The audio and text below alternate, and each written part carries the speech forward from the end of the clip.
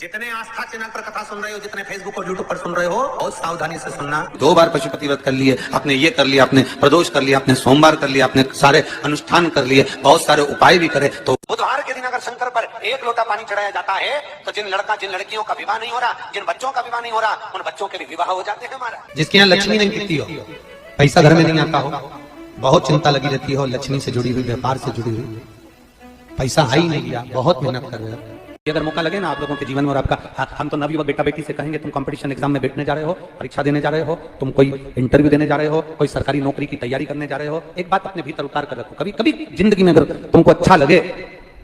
लगे तो प्रयास कर देखना, पूरी मेहनत करो, अच्छी पढ़ाई करो,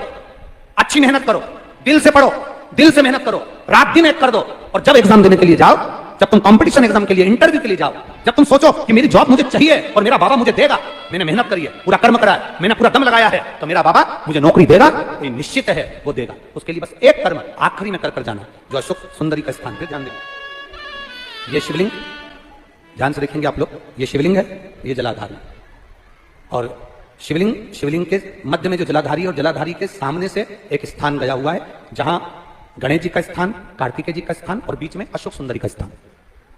जो ये जलाधारी है, इस जलाधारी पर लाल चंदन की 7 बिंदी, कितनी बिंदी लगाना है आपको? 7। लाल चंदन की जलाधारी पर 7 बिंदी। अशोक सुंदरी का जो स्थान है, वहां पर केवल पीले चंदन की 5 बिंदी, कितनी लगाना है? 5 बिंदी, और 5 बेलपत्र, केवल 5 बेलपत्र शंकर भगवान के शिवलिंग पर, परंतु उसके चढ़ाने का तरीका 5 बेलपत्र का अलग रहेगा। थोड़ा ध्यान देंगे, 5 बेलपत्र जो आप चढ़ा रहे हैं, उसकी डंडी का जो मुख है, वो आप 5 स्थान पर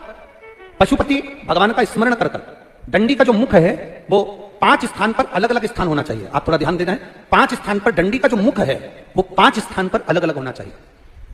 और 5 स्थान पर अलग अलग होकर बाबा को स्पर्श कर अपने दिल की बात कर जब आप पूरी मेहनत कर लें, पूरी पढ़ाई कर लें, तब तुम आखिरी में भगवान की शरणागति में जाकर कहना, बाबा ये मेरा विश्वास कहता है कि तू मुझे इस एग्जाम में निकालेगा और मुझे नौकरी देगा। तब ये चढ़ाकर बाबा से विनती कर फिर अपने गंतव्य पर जाना, बाबा उसको स्वीकार कर तुझे फल देगा।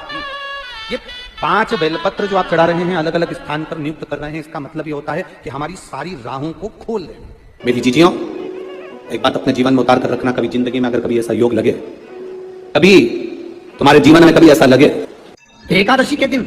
गंगा के जल में मात्र 7 बेलपत्री डालकर, जो नंदीश्वर भगवान अर्थात जो शंकर जी के शिवलिंग के सामने नंदी होता है, उस नंदी के चरण पर गंगा का जल चढ़ाकर बेलपत्र शिव पर समर्पित कर देता है, उसके घर में रुपया रुकना चालू हो जाता है। फिर वो गलत जगह पर नहीं जाता, गलत स्थान पर वो धन जाएगा ही नहीं।